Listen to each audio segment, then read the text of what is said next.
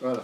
Donc maintenant, je vais un petit peu vous montrer, comme chaque année on fait, hein, mais chacun il fait ça un petit peu à sa sauce. Moi, ça sera la sauce à Ignace.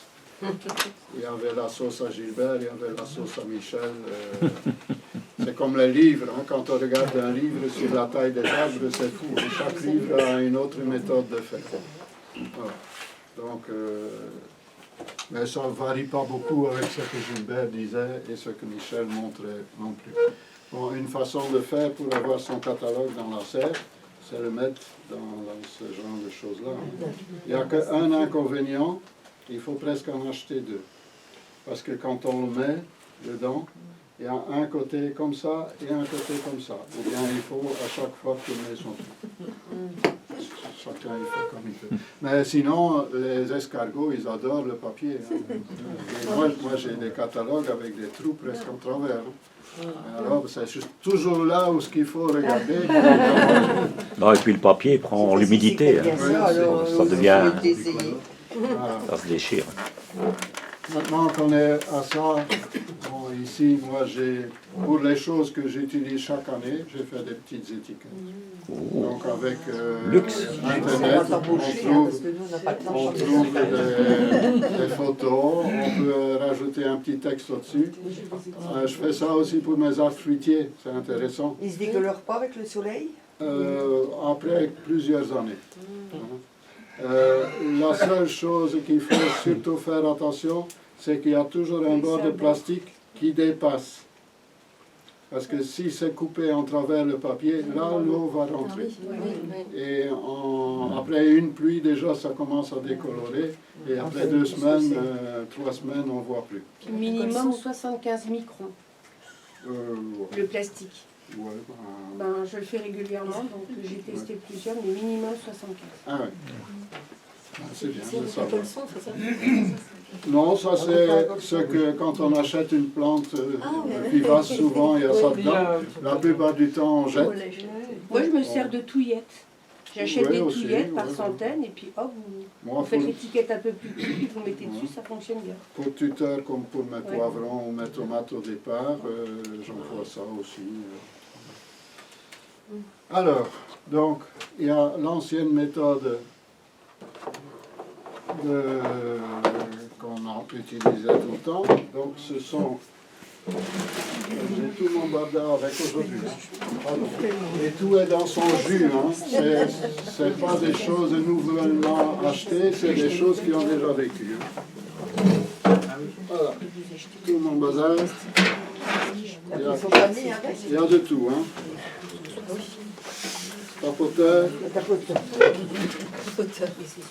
Tapoteur pour les pots carrés. On pourrait être un petit peu plus grand, comme ça, à un coup on l'a, mais bon. Voilà. Les pots. Moi, je ne vais pas trop expliquer la façon de faire avec les terrines étanches, donc il n'y a pas de trou.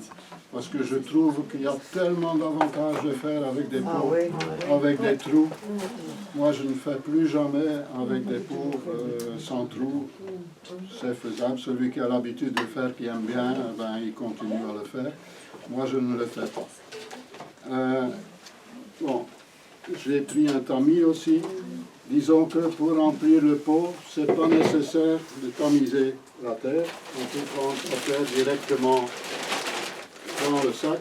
C'est quoi, c'est un terreau C'est le terreau qu'on achète ici en groupement d'achat. Donc c'est de chez Oslo. Bon, maintenant, c'est un terreau universel. Ce n'est pas un terreau de semis nécessairement. Quand on a des choses plus délicates, il faut un terreau fort drainant. À ce moment-là, on peut mélanger du sable. Du sable, ça coûte 2 € pour un sac.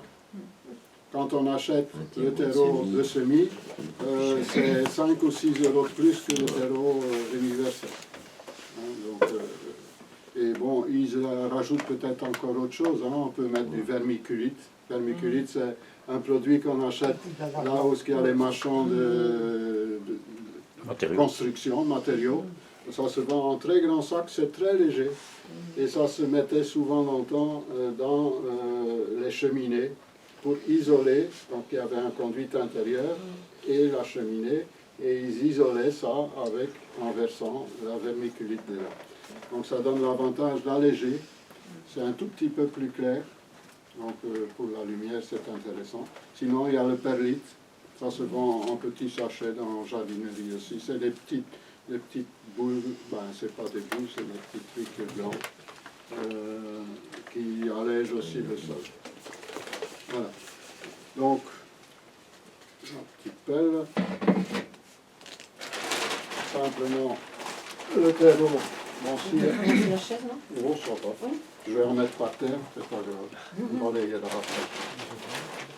Bon, s'il y a des morceaux, on les écrase un peu. Plus bas, c'est pas très grave parce que les racines. Ce que je fais souvent pour aller vite, dans le sac, je fais ça. Je ne salis pas mes mains. Regarde, mais comme ça, Petite astuce. ça va plus vite. Voilà, on a moins de grumeaux. Donc, je remplis avec du terreau. Mon tapoteur, je vais déjà faire une première fois. Ici, il est un peu grand. Ça dépend quel terrine. Moi, à la maison, j'en ai plusieurs. Je n'ai peut-être pas pris le bon. Donc, on va toujours faire que ça soit rempli. Là, il y a encore un demi-centimètre. Je vais encore en rajouter un petit peu. Pourquoi ça doit être rempli? Pour que la petite plantule ne doit pas aller chercher la lumière, qu'elle est directement dans la lumière. Donc on va écraser un petit peu, que ça soit quand même un peu plus fin. Donc si on met qu'un fond de terreau, par exemple dans un récipient comme ça noir, eh ben, quand ça lève, la petite plante, elle n'a pas de lumière sur les côtés. Et alors elle file, parce qu'elle a un manque de lumière. Et déjà en cette période-ci, bon, les jours allongent, mais on n'a pas encore les longueurs de journée comme en été. Donc il faut essayer de privilégier un maximum de lumière pour la plante. Voilà, ce qu'on peut faire aussi après, quand on a semé, quand on a mis du terreau plus fin dessus, quand on a tapoté, c'est mettre un petit peu de sable blanc. Mais il va quand même devenir gris. Souvent, quand on achète des petits trucs comme ça, en petite mini-motte, on a du sable au-dessus. Eux aussi, c'est pour donner de la luminosité. Le perlite, pour ça, restera blanc. Il ne faut pas mettre une couche, mais un petit peu comme ça au-dessus, ça ne fera pas de tort. Et le perlite, ça se met au-dessus ou mélangé? On peut mélanger, on peut mettre au-dessus. Même du sable du Rhin, on peut en mettre un petit peu au-dessus. Du moment que ce n'est pas du sable de mer, parce que là, il y a du sel. Donc, ça, c'est toutes mes richesses ici. Il y a un peu de tout, mais bon, j'ai ça à portée de main dans ma serre. Donc, pour désagrafer, un petit machin. Ici, c'est de la salade à couper, feuilles, oreille du diable. Oreille du diable. Ça, je vais mettre là-dedans. On peut mettre un petit peu de compost? Non. Pour semer, on ne met rien. S'il n'y a pas d'engrais, c'est le mieux. Mais on ne trouve plus de terreau sans engrais. Parce que ça les apporte beaucoup plus en mettant un peu d'engrais. Et ça donne envie d'acheter. Mais à la limite, ce n'est pas nécessaire. La graine contient tout ce qu'il faut pour au moins 1 mois, certains 2 mois, bien se porter. Donc on n'a pas besoin de ça. Donc j'ai ça. Ça coûte très cher. Il faut acheter un pot de chocolat Nesquik pour les enfants. Voilà. Donc ici, je vois, c'est que ça on a payé cher. C'est 75 cents et il y a très peu de graines dedans. Désolé, mais bon, nous on ne peut pas travailler à perte non plus. Donc je mets là-dedans. Et alors je prends éventuellement avec mes doigts et j'essaie de ne pas en mettre de trop. Quand j'ai une dizaine de plantes, ça me suffira. Il vaut mieux que j'en ressème une deuxième fois pour avoir plus longtemps la salade à manger. Quand ça sera tout à l'heure dans les alvéoles, j'ai trouvé un petit système parce que les alvéoles, on va semer un par un. Alors j'ai mon crayon ici, Stadler Lumicolor permanent. Il y a certainement ça en haute marque, mais bon, donc chez un bon fournisseur de matériaux de bureau, vous allez trouver ça. C'est très intéressant pour écrire sur le plastique après. Donc je tape dessus et tu vois la graine, elle colle. Et je peux la déposer dans l'alvéole. Si ça ne va pas, une fois sur la langue, s'il faut avant, on frotte une fois, comme ça on a un pantalon qui est un petit peu noir, là on se demande pourquoi. Voilà, donc ça va très facile, mais tout à l'heure je vais peut-être montrer ça aussi en pratique. Voilà, je vais les remettre de côté précieusement parce qu'au prix que ça coûte, il ne faut pas les gaspiller. Avant, on avait souvent aussi des sachets qu'on avait 10 fois trop. Ici, c'est peut-être 10 fois trop peu. Mais bon, On a plusieurs sortes. Hein. je ne mets pas que ça, hein, c'est ce que j'allais dire, je ne mets pas que ça. Hein. Ici, un petit souci. Voilà. Vous parlez? Qui tombe. Non, il n'y a plus d'ailleurs, mais il y a des heures. Ah, voilà. Ah, il faudra que j'achète une fois. Bon, ça ne marche pas. Une agrafe coincée. Comment? Il y a une agrafe coincée. Pas Ouais, forcément. mais- Ah, c'est chez vous, là. C'est pas la première fois que ça arrive, je pense qu'il faudra une fois une autre. Voilà. Avec ce prochain achat. Voilà, et après, donc, quand on a mis les graines au-dessus, on va prendre un peu de terreau qui est tamisé. Donc là, il n'y a plus du tout des gros grumeaux. Donc, j'ai une fois trouvé ça au marché aux puces, mais j'ai vu que dans les jardineries, on sait en trouver. Oui, moi j'en ai un aussi. Et j'ai un seau que ça va Même dedans. décoré. Ouais, il y a plusieurs trous. Je mets du terreau et je secoue. C'est tout bête, hein. Donc, voilà. Vous pouvez quand même Je ne vais pas en faire beaucoup, maintenant je mets du côté des poignets. Et, voilà. Et après, il y a des petites boulettes qui restent avec mon tapoteur. J'écrase un petit peu. Voilà. Et il reste un petit peu. Ça, c'est pas grave. Il est de jardin. Non, non. Moi, je mets ça dans le seau, dans un seau, que je mets toujours ça. Quand je fais des balconnières, Ah, dans le fond. non, au-dessus. Ah. Pour un paillage, donc pour, encore une fois, maintenir mieux l'humidité. Sinon, tu peux le mettre mélangé dans le fond du pot, hein, si vous travaillez avec des pots comme ça. Pourquoi j'ai ça? Parce qu'après, ça colle un peu. Et voilà. Non, je ne fais pas normalement dans ce que j'ai tamisé, parce que c'est bête de mettre des gros morceaux, mais bon, voilà. Donc, ça peut pour l'instant disparaître. Donc, je vais mettre un petit peu de terre, de terreau, au-dessus, tout juste que on voit plus les graines. Et après, je vais retapoter pour que les graines soient bien en contact avec la terre. Bon, ici, c'est déjà du terreau relativement humide. Parfois, dans le commerce, on a des sacs de terreau très secs.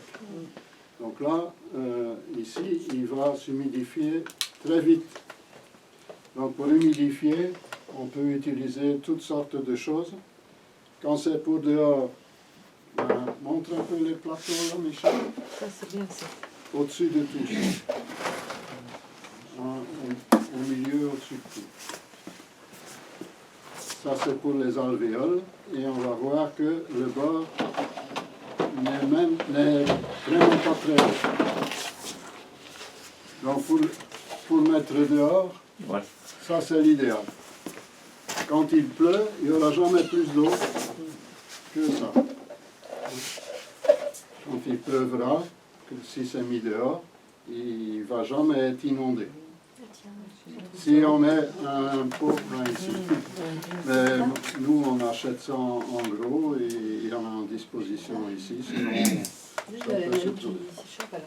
Comment? Là il y a l'eau qui s'échappe. Ah non, il n'y a pas de trou. Il n'y a pas de trou. C'est simplement pour poser pour que la plaque n'est pas tout à fait à plat sur une table ou que ça garderait l'humidité pourrait faire pourrir la table en dessous.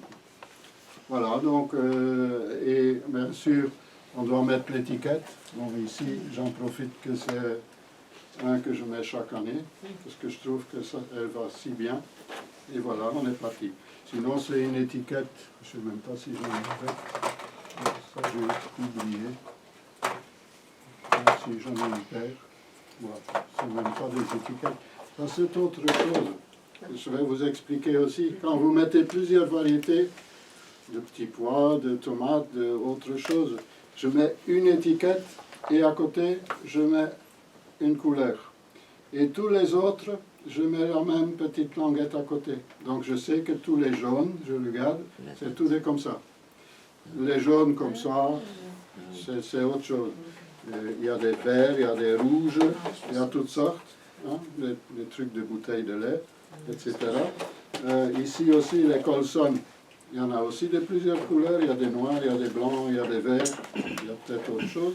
Donc on a souvent un bout qu'on doit couper qui tombe. Ben, voilà, on met à côté de l'étiquette et on ne doit pas à chaque fois étiqueter chaque pot. Donc ça c'est une astuce. Maintenant pour écrire, donc j'ai montré le crayon. Ça coûte à peu près 2 € en papeterie. Sinon il y a ça aussi, ça se vend aussi en papeterie. Ça a écrit blanc. C'est une peinture en fait. C'est pas un feutre, c'est une peinture. Et sur un pot noir, on sait écrire dessus. Donc au lieu de mettre des étiquettes, on écrit directement sur le pot. Il ne faut pas le laisser dessécher celui-là. Moi je le conserve aussi comme ça. Tu l'achètes chez Ardois? Oui. Mais tu trouves ça Chez Hugo. au Il champ. y en a chez Hugo aussi. Oui, oui, oui. C'est Posca, ici la marque, ça existe peut-être en autre chose, même j'en ai vu chez Monsieur Bricolage, on trouve ça un peu partout je pense. Voilà, mais il y a des différentes pointes, des pointes plus épaisses et des pointes plus fines. C'est souvent mieux d'avoir une pointe un peu fine. Pour savoir écrire comme il faut, c'est mieux une pointe un peu fine, je trouve. Alors, maintenant, normalement ça ne s'efface pas. Sauf avec une petite éponge. Bon, maintenant c'est tout frais. Je ne sais même pas si c'est pas encore sec, donc c'est pas la peine de montrer. Mais quand on a écrit avec le crayon, aussi, ça ne s'efface pas. Au soleil, ni à la pluie, ça ne s'efface pas. Mais avec une petite éponge à récurer, on sait l'effacer. Voilà, c'est parti. Et on peut réutiliser une deuxième fois. Maintenant, moi, chaque année, je trouve des nouveaux trucs. J'ai toutes des petites boîtes comme ça. C'est de là qui vient un peu mon ventre, mais bon. Des petites boîtes de biscuits. Alors j'ai mis une étiquette, les laitues, les céleris, etc. Et à chaque fois que j'ai une étiquette qui est là, ben, je jette dans mon pot. Comme ça, je ne dois pas chaque fois réécrire, je regarde un petit peu et je trouve ce qu'il faut. On peut écrire aussi avec un simple crayon. Ici, c'est un porte-mine, un simple crayon. Et à ce moment-là, on va effacer avec une gomme qu'on utilise pour l'encre longtemps. On n'utilise plus beaucoup d'encre. Et on sait aussi effacer, de préférence un numéro assez bas, du 0, du 2, pas des crayons trop durs, quoi, un crayon plus gras. Voilà. Toute ma richesse, elle se trouve ici. Voilà, donc ça c'est les pots. Maintenant, bon, de l'eau qui est à température ambiante de préférence et de l'eau de pluie. Déjà ça ne coûte pas cher, il n'y a pas de chlore, etc. Et elle est moins calcaire. Certaines plantes c'est important, d'autres pas. On va mettre dans un bac et mettre de l'eau dans le fond. Bon, ici, je ne vais pas le faire, mais moi, j'ai toujours, même dans la maison, hein, j'ai 4 bouteilles pour arroser mes plantes vertes dans la maison. Comme ça, elle est toujours en température. Pour les orchidées, ben, j'ai percé des tout petits trous, et alors je spite sur les racines. Hein, parce que l'orchidée, je mets aussi dans un bac avec des billes d'argile ou de la pouzzolane. Pouzzolane, c'est des morceaux de lave, des petits morceaux de lave. Et alors je remplis de l'eau et je pose dessus. Comme ça, il y a l'atmosphère qui reste humide autour. Et alors, bon, ben, ça va monter, l'humidité va monter un peu à la fois. Ce qu'on peut faire, c'est d'abord mettre dans un bac plus profond pour que ça va plus vite. Si ça démange vraiment très fort. Et après, on va mettre dans un bac, peut-être. Si c'est à l'intérieur, on sait gérer. Si c'est dehors, on ne sait pas gérer. Hein, parce que là, s'il pleut, ça risque d'être inondé. Donc dehors, on va essayer de mettre soit des trucs plus bas, ou on prend quelques bacs comme ça et on perce un trou. Que Que l'eau, ça en allait. Comment? Que l'eau, elle s'est Que écoulée. l'eau, elle s'est s'écouler. Voilà. Donc ça, c'est une façon de faire. Pour les petits pois, éventuellement, les oignons, les échalotes, si on n'a pas les bonnes conditions, on va employer... Moi, j'aime bien les pots, là, des plantes vivaces. Ça, il faut quand même que les pots soient assez hauts. Là, c'est une récupération de légumes, de quelque chose comme ça, de fraises et d'autres choses. Ouais, donc et on voit, hein, c'est utilisé. Ça peut être réutilisé plusieurs fois. Hein. Celui qui a le temps et envie, il peut les laver à chaque fois. Moi, je vais dire que je n'ai pas le temps. Allez. Donc, là, encore une fois, ça ne doit pas être tamisé. C'est tout pour les petits pois.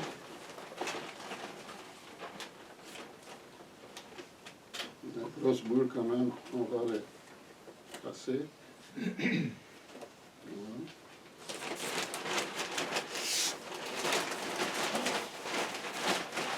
Encore une fois, remplir à peu près jusqu'en haut. Voilà. Et là, je vais simplement un petit peu niveler. Je ne vais pas trop appuyer. Je vais niveler. Un tout petit peu appuyer. Et alors, les petits pois. Bon, là, c'est déjà des grandes graines, donc là, on sait facilement les rattraper une par une.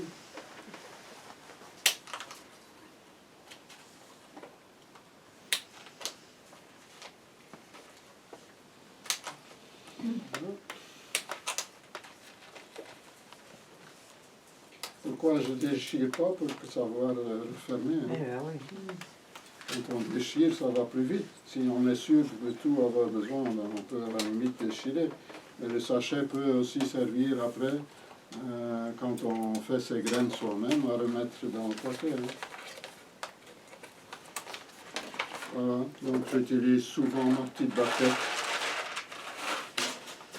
Bon, quand il y en a l'une ou l'autre que tu vois que c'est suspect, il faut qu'en mettre, c'est pas la peine. Hein.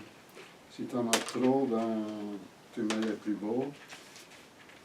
Donc j'en mets souvent 7, 8, ça dépend. Et je les écale. Je ne les mets pas toutes les uns sur les autres. Souvent 3 en rangée comme ça.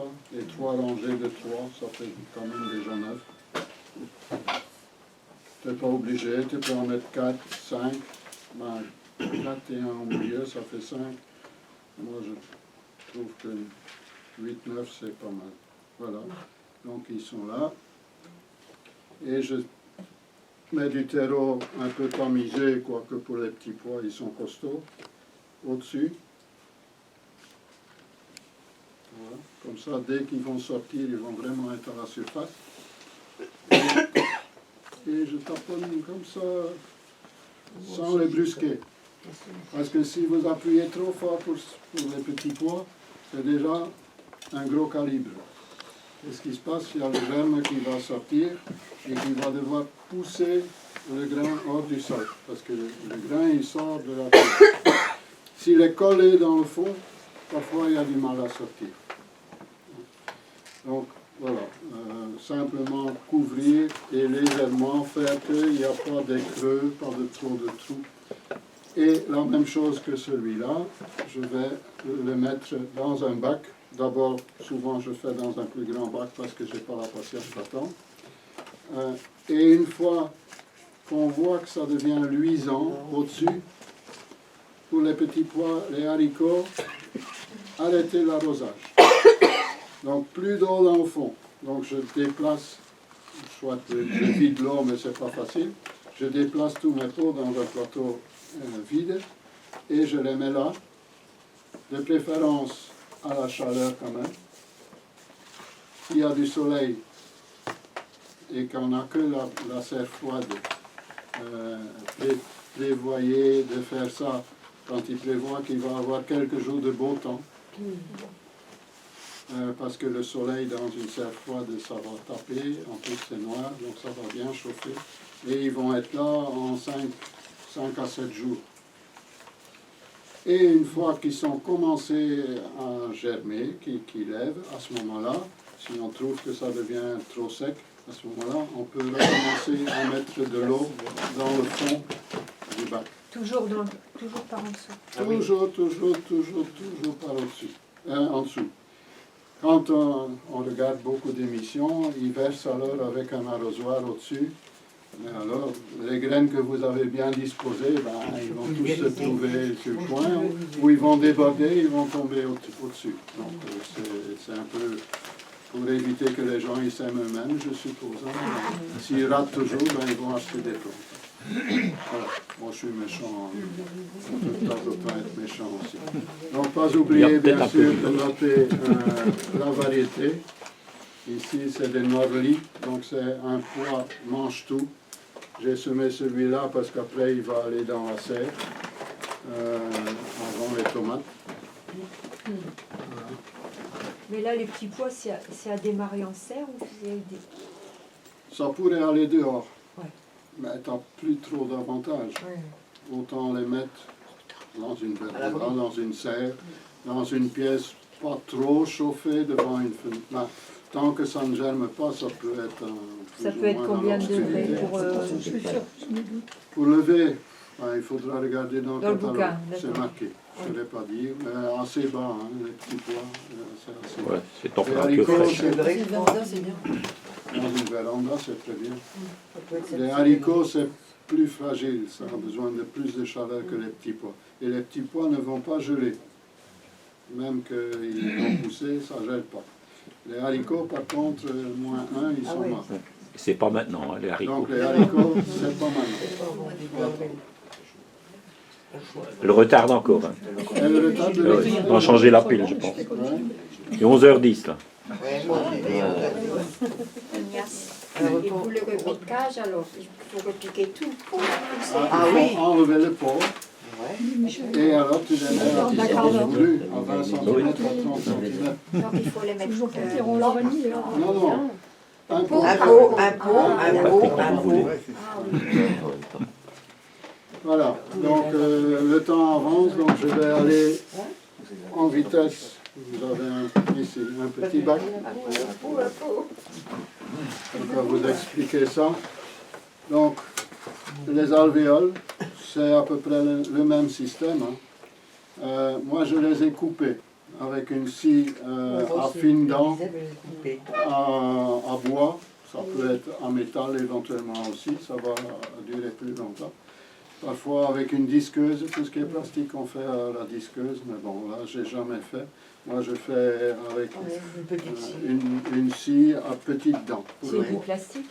Comment? Ouais. Ça, Avec c'est du une flamme, plastique. avec un briquet, une flamme. Oh non, Oh, ça va. non, c'est pour couper, parce que c'est des grandes plaques comme Ah, on d'accord. en a là, hein, qui font tout un truc comme ça.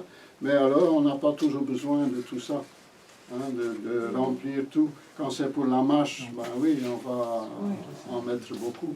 Quand c'est pour autre chose, qu'il en faut qu'une dizaine, par exemple les laitues, ben, on va en mettre une 10-15, ça suffit. Hein. Ça n'empêche pas d'utiliser ça, hein. On Ben met ouais, les voilà. uns à côté de l'autre. Hein. Voilà.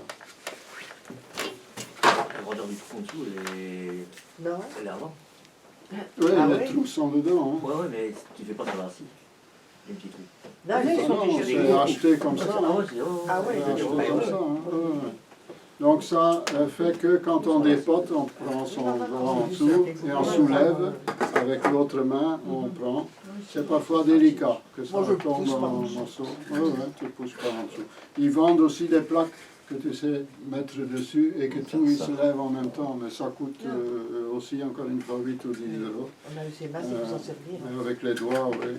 Vraiment. Il faut bien salir un peu ses ongles de temps en Non, temps mais je vois, aussi. Bon, bien sûr, quand vous remplissez, on va prendre un terreau qui est tamisé, comme celui-ci. L'autre pourrait aller là, il n'est pas très grossier. Mais parfois, quand il est plus grossier, on a plus de mal. Donc, on met simplement le terreau au-dessus. Voilà. Maintenant, je ne vais pas tout faire, c'est que pour montrer. Hein. Donc, vous êtes... parfois, à la maison, j'ai une petite palette comme ça, que un grattoir. Hein.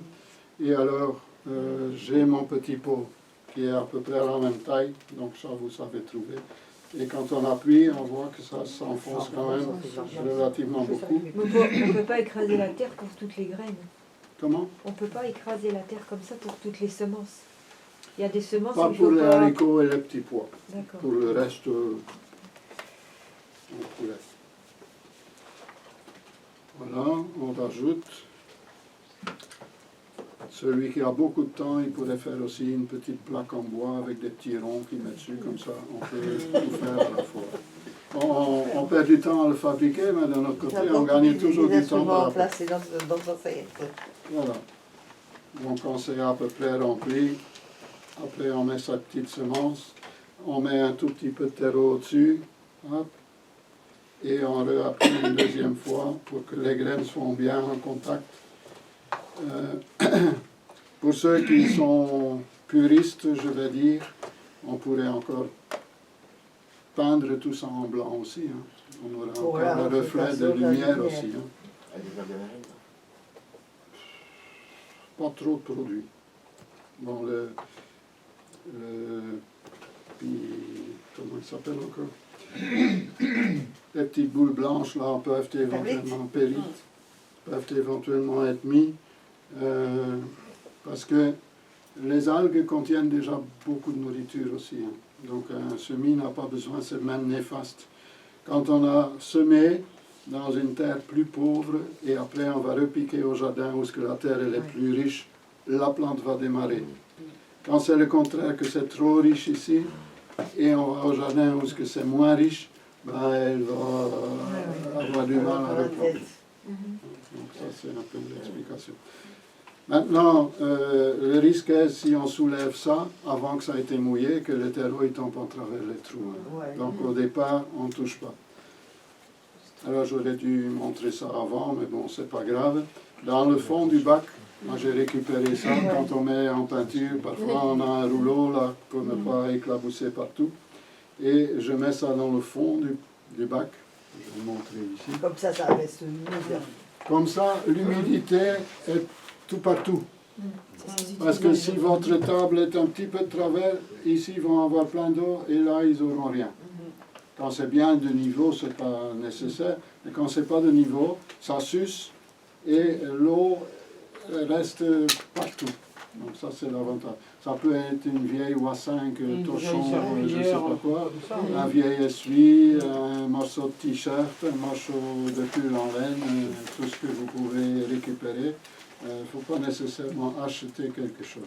J'ai une fois récupéré un grand rouleau chez un vendeur de plantes qui met sa patette pour mettre tous ses pots dessus et en fin de saison, il tire tout, il jette tout pour en mettre à nouveau. Bon, ben, j'ai demandé, c'était là sur son parking, j'ai été fait plus rien avec ça. Oh non, ça c'est pour la poubelle, je peux l'avoir? Oui, oui. Et j'ai un morceau. Lui, il ne demande pas mieux d'être débarrassé. Ben oui. Ça fait Voilà. plaisir des deux côtés. Je ne sais pas s'il y a des questions. Donc encore une fois, n'oubliez pas d'étiqueter. Moi parfois, alors quand c'est les tomates par exemple, que je mets une variété, deux variétés, trois variétés, alors j'écris un petit numéro. 1, 2, 3, 4, 5, 6, 7. Moi j'en mets une vingtaine de variétés. Hein, donc je sais que tout ça c'est des telles et telles et telles. Tu marques sur ton cahier. Et je note sur un papier Comme moi, je fais ça aussi. ce que j'ai semé avec le numéro qui correspond. Et si tu perds le papier, Ah, mais c'est moi qui te dis dans un livre. Il faut, ouais, on attend de voir les tomates. je le mets dans mon C'est la catalogue surprise. ou quelque chose. Ouais. C'est vrai que ça peut être. Je vais laisser la place à Michel. Hein